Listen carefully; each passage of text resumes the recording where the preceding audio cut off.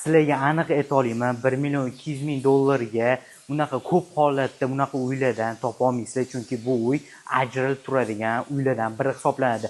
Videoni oxirigacha ko'ring, men sizlarga tushuntirib beraman nima uchun ajratilganligini. Bu Mirzo Ulug'bek tumanida Tsiolkovskiyda joylashgan uyimiz hisoblanadi. 4 sotuvdan iborat hisoblanadi. Общий kvadraturasi 750 kvadrat hisoblanadi. Ko'ryapsizmi, fasadlariga ham alohida e'tibor berilgan. Fasadlariga e'tibor bersangiz, toza travertindan ishlab ketilgan, vodopadlari ham qilib ketilgan. Yuring endi ichkarisida ko'rsatib o'taman. Bu uyimizning birinchi qavati bo'ladi. Hozir sizlarga tushuntirib o'taman.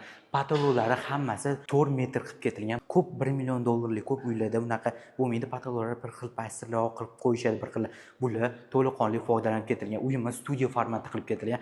Uyimiz 3 qavatdan iborat hisoblanadi. Podvoli va birinchi qavati va ko'rib turganingiz bu birinchi qavati va ikkinchi qavati yotoqxonalardan iborat hisoblanadi. Quyosh paneli ham bitta tomondan hozirgi paytda uncha odam ham qo'yavermaydi. Bu sizlarni o'ylab qo'yib ketishgan. Uyimiz chiller sistemasi bilan polni jihozlanib ketilgan. Endi bitta akamiz aytayotdi, bitta sizlarga uchun ma'lumot. Chiller sistemasi ham agar tunu-kun mana shu 1 oy davomida polni ishlab turadigan bo'lsa, 20 million so'm bo'larkansiz. Agar buni quyosh panel qo'ysangiz, bu ham sizni yoningizda qoldiradigan hisoblanadi. Ko'ryapsiz, bu ham sizlarni o'ylab qilib ketilgan. Yuringlar endi sizlarga oshxonasini ko'rsatib ketamiz. Oshxonasiga e'tibor bersanglar, toza italyanskiy mahsulotlar ishlatib ketilgan, hamma texnikalari. Xolodilniklariga e'tibor bering. Bu tepasi xolodilnigi bo'lsa va pasti morozilnigi bo'ladi. Endi birinchi qavatda sizlarga ko'rsatib o'tadigan joylarimda yana bitta joyini ko'rsatib o'taman. Bu yerda zali hisoblanadi.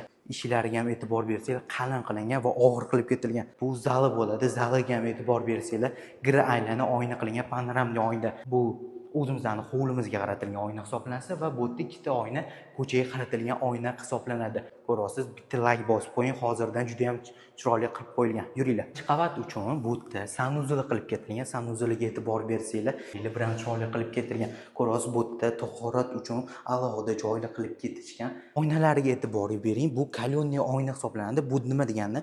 Bu ursangiz ham uncha-munchaga sinib ketavermaydigan oynalardan biri hisoblanadi. Bu oyna ham qimmat turadigan hisoblanadi. Endi sizlarga birinchi qavatda yotoqxonasini ko'rsatib ketaman.